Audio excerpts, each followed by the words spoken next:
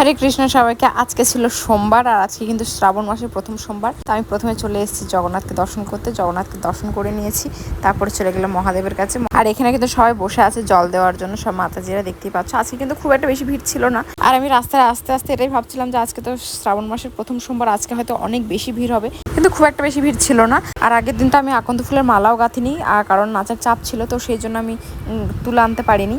আর আমি জানিও না এই মাসে আমি ফুল পাবো কিনা, কারণ এই মাসে তো ফুল পাওয়াটা খুব একটা টাফ, কারণ সবাই আগের দিন বা ভোরবেলায় সবাই ফুল তুলে নেয়। তো দেখা যাক সামনে সোমবার কি হয়। তারপরে এদিকে আমিও কিন্তু মহাদেবকে অভিষেক করে নিলাম।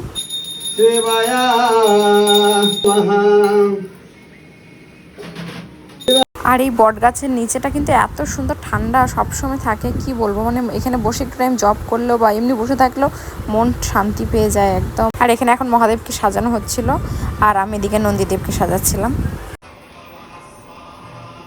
তো ভোগ লাগানোর পর তোমাদেরকে একবার দর্শন করে, আর যারা জানো না তাদেরকে একবার বলে দিই, এই যে মহাদেবের সামনে যে তোমরা ভোগগুলো দেখতে পাচ্ছ, এখন তো এটা সব প্রসাদ, জগন্নাথের প্রসাদ। এগুলো আগে প্রথমে জগন্নাথকে ভোগ লাগানো হয়, তারপর মহাদেবের কাছে আসে। তো এগুলো কিন্তু সব জগন্নাথের প্রসাদ আগে।